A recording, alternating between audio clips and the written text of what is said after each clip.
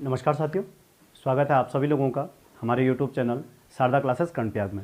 तो जैसा कि हम पिछली कड़ियों में डिस्कस कर चुके थे पंवार राजवंश को, और जैसे ही पंवार राजवंश के अंतिम शासक प्रद्युम्न शाह की मृत्यु हुई, ठीक है, तो 1804 में जैसे ही प्रद्युम्न शाह की मृत्यु हुई और प्रद्युम्न शाह की मृत्यु के पश्चात यहाँ पर जो साम्राज्य स्थापित हुआ वो हुआ था गोरखा साम्राज्य। ठीक है, अब कुमाऊं पर 1790 में गोरखा साम्राज्य स्थापित हुआ और गढ़वाल में जो गोरखा साम्राज्य स्थापित हुआ वो आपके 1804 में। ठीक है, तो अब जो हम डिस्कस करने वाले हैं वो है गोरखा साम्राज्य। गोरखा साम्राज्य, ठीक है, देख लेते हैं किस तरीके से इस गोरखा साम्राज्य की स्थापना हुई और कब इन्होंने यहां पर अपना शासन स्थापित किया था। देखिए, गोरखा साम्राज्य का जो शासन स्थापित हुआ कुमाऊं में वो हुआ था 1790 में, और 1790 में रण बहादुर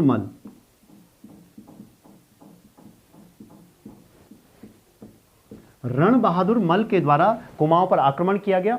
उस समय कुमाऊं के जो अंतिम शासक हुए वो थे महेंद्र चंद और रण बहादुर मल, इनकी जो सेना थी इनके मध्य युद्ध हुआ और जिस युद्ध में महेंद्र चंद की पराजय हुई और कुमाऊं पर आपके गोरखा साम्राज्य की स्थापना हुई। उसी प्रकार से गढ़वाल में 1804 में प्रद्युम्न शाह और गोरखों के जो शासक थे उस समय विक्रम शाह, इन दोनों के मध्य खुड़बुड़ा के मैदान में अंतिम निर्णायक युद्ध हुआ जिसमें कि प्रद्युम्न शाह की मृत्यु हुई और जो पंवार साम्राज्य था वो गोरखों के अधीन आ गया। तो इस तरीके से कुमाऊं में 1790 में और गढ़वाल में 1804 में कुमाऊं जो गोरखा साम्राज्य है उसकी क्या हुई थी, स्थापना हुई थी। ठीक है, तो देख लेते हैं ये गोरखा साम्राज्य कैसा था, कहाँ से इनकी उत्पत्ति हुई और किस तरीके से इन्होंने अपनी शासन व्यवस्था हमारे उत्तराखंड में स्थापित की थी।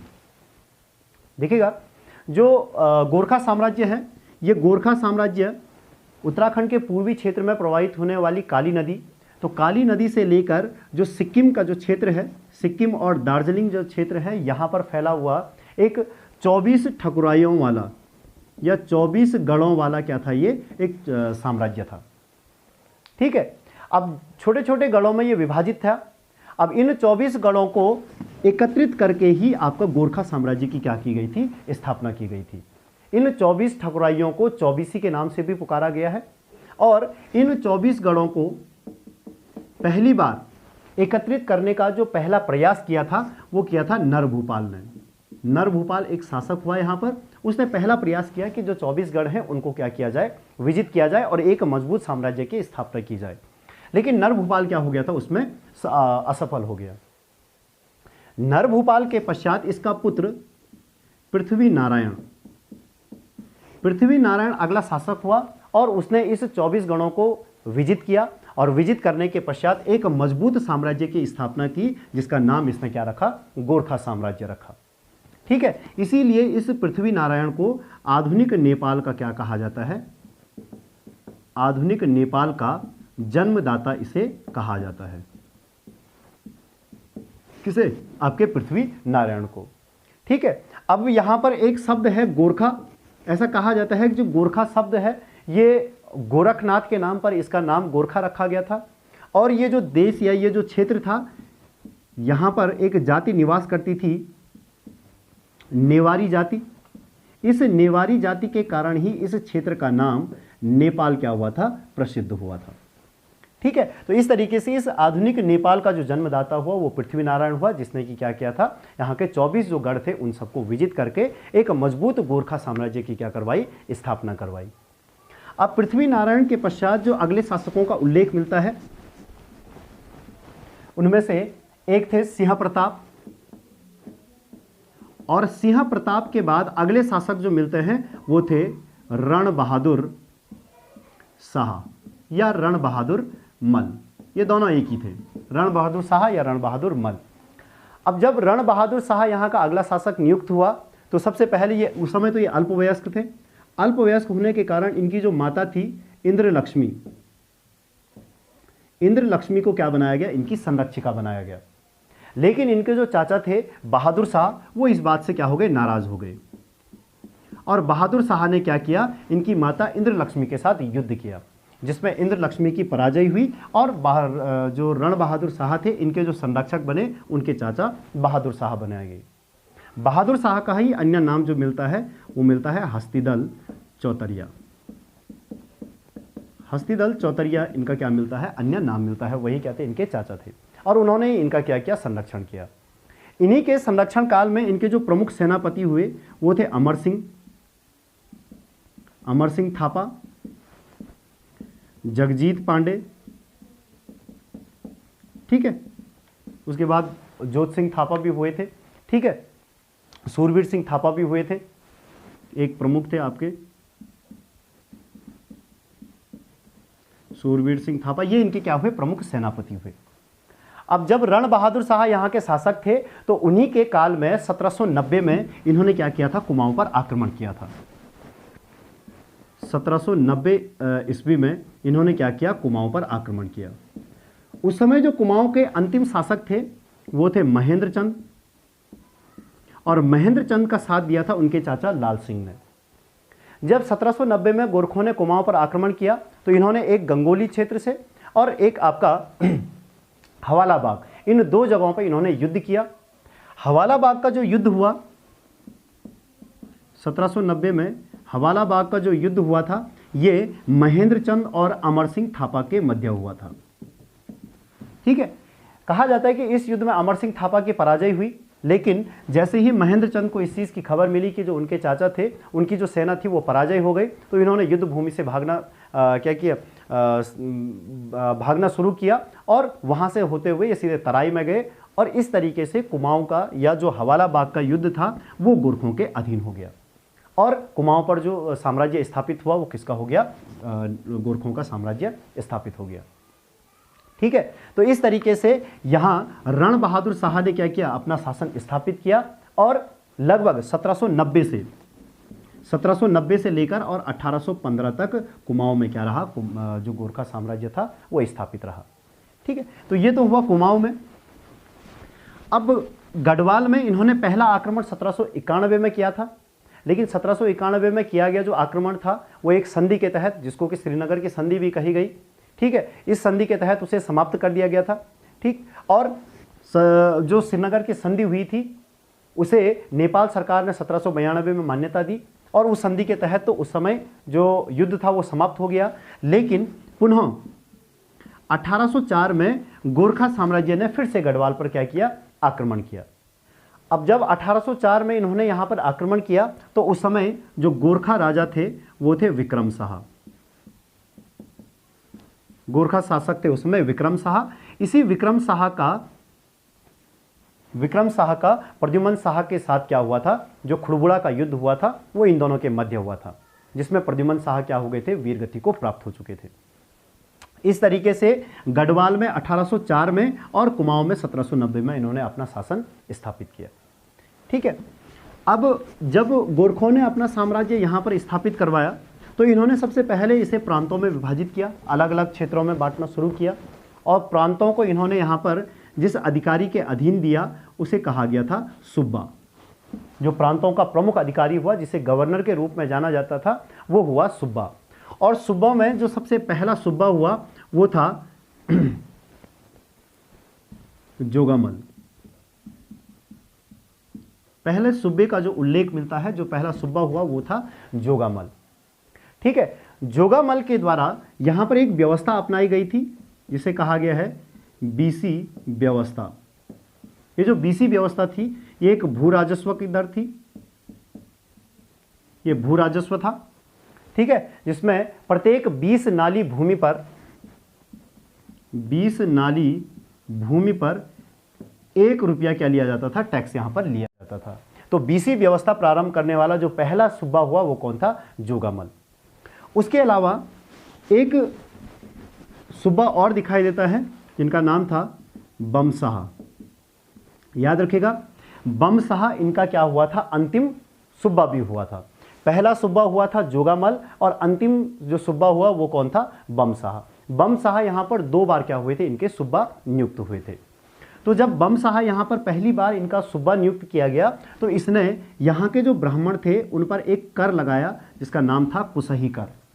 ब्राह्मणों पर लिया जाने वाला जो कर था वो क्या था, कुसही कर था। इस कुसही कर के अंतर्गत क्या था कि जितनी भी ज्यूला भूमि होती थी, जितनी भी नाप में ज्यूला भूमि निकलती थी, उस ज्यूला भूमि से, प्रत्येक ज्यूला भूमि से 5 रुपया टैक्स के रूप में ये क्या करते थे, इस कुसही कर से ब्राह्मणों से वसूली किया करते थे। तो कुसही कर लगाने वाला जो सूबा हुआ वो कौन था, बमसाहा। उसके पश्चात जो इनके सेनापति हुए अमर सिंह थापा, तो अमर सिंह थापा का भी उल्लेख मिलता है कि वो भी यहाँ पर सूबा हुए, और अमर सिंह थापा को गढ़वाल और कुमाऊं दोनों जगहों का क्या बनाया गया था, सूबा बनाया गया था। ठीक है, अंतिम रूप से जो इनका सूबा हुआ 1815 में, वो कौन था, आपका बमसाहा था। बाद में बमसाहा और ई गार्डनर के मध्य ही जो संगौली की संधि हुई थी वो उन्हीं के मध्य हुई थी।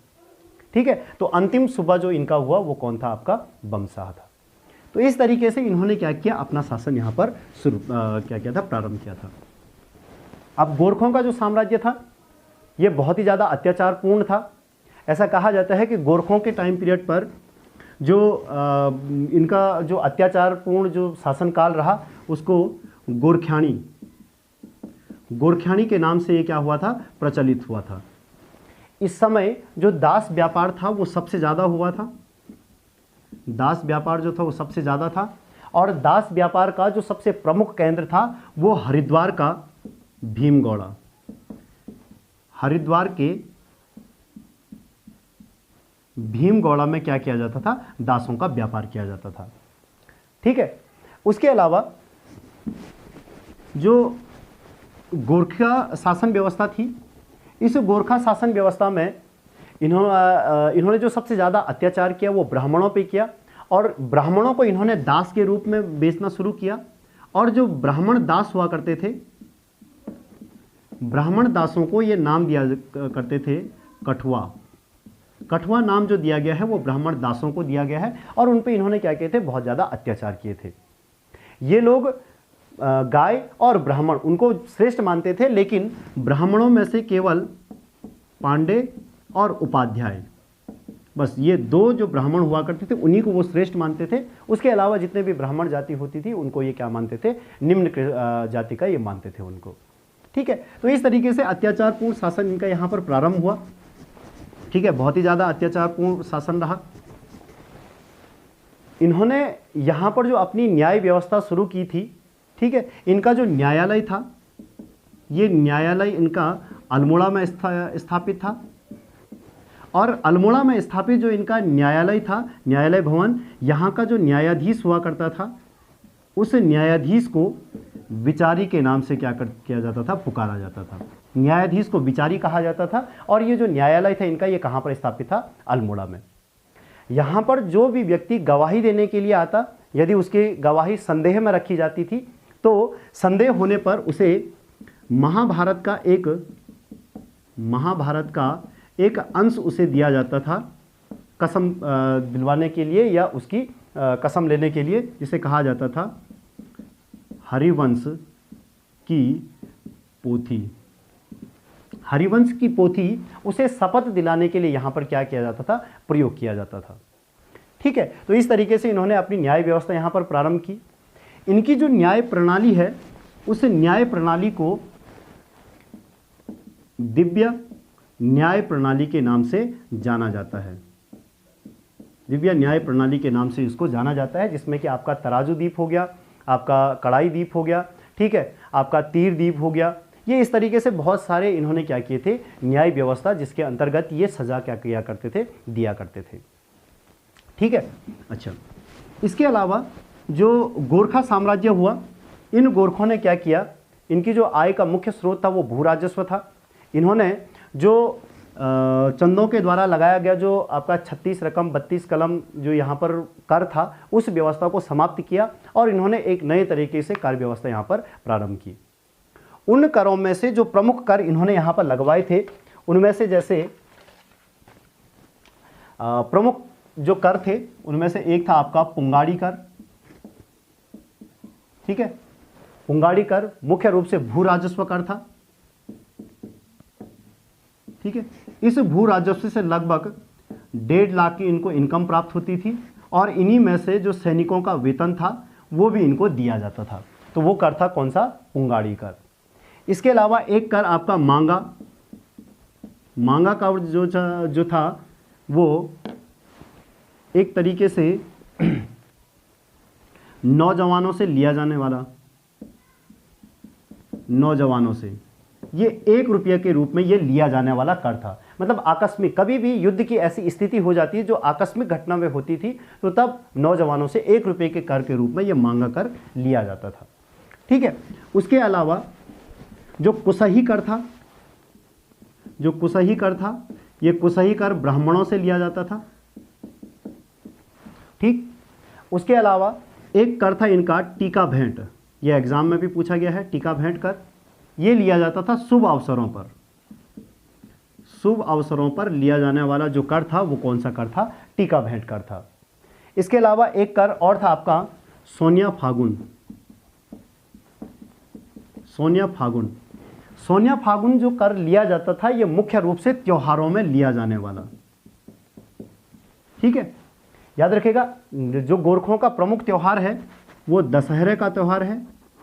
इसी दशहरे पर ये बकरे और भैंस के रूप में, बकरे और भैंसों को ये काटते थे उसमें, तो उस समय जो कर लेते थे वो आपका सोनिया फागुन कर ये उस समय लिया करते थे।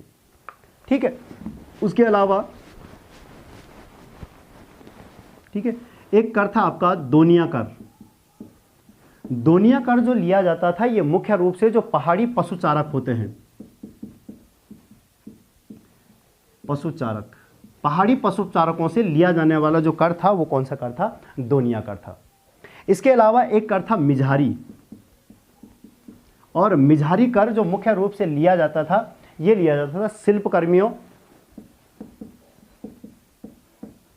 शिल्पकर्मियों और जागरिया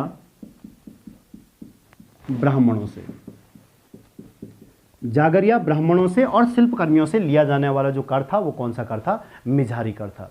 तो इस तरीके से इन्होंने यहां पर क्या किया था, जो भू राजस्व था उससे अपनी जो आय थी वो इन्होंने क्या की थी? प्राप्त की थी, और अपना साम्राज्य इन्होंने क्या किया? संचालित किया था। अब जो गोरखा लोग थे, इन गोरखा लोगों का जो साहित्य है वो आपका नेवारी भाषा में लिखा गया है। इनका जो पूरा साहित्य है वो नेवारी भाषा में लिखा गया है।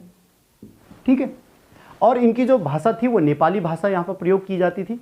ठीक है। तो इस तरीके से इन्होंने यहाँ पर अपनी शासन व्यवस्था स्थापित करवाई, और लगभग कुमाऊं में जो 25 सालों का जो अत्याचारपूर्ण शासन रहा वो 1790 से शुरू होकर 1815 तक चला, और गढ़वाल पे इन्होंने 1804 से लेकर 1814 तक लगभग 15 वर्षों तक इन्होंने क्या किया? अपना शासन स्थापित किया।